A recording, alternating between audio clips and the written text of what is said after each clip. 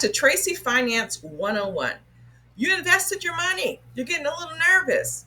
Let's say we're in a bear market. That means the stock S&P drops 20%, and you're getting a little nervous. Well, you need to get rid of that poverty mentality. I know money is hard earned, but now you're playing with the big boys, okay?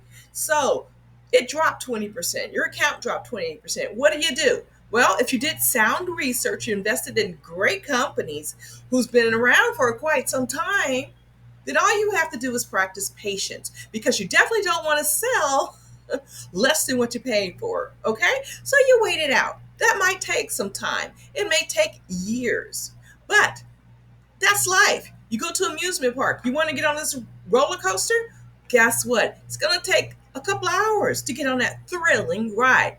What do? You stand in line and you wait. And that's what you have to do when you want to be a big shot investor, or just invest. I hope you got a lot from this lesson, my lovelies.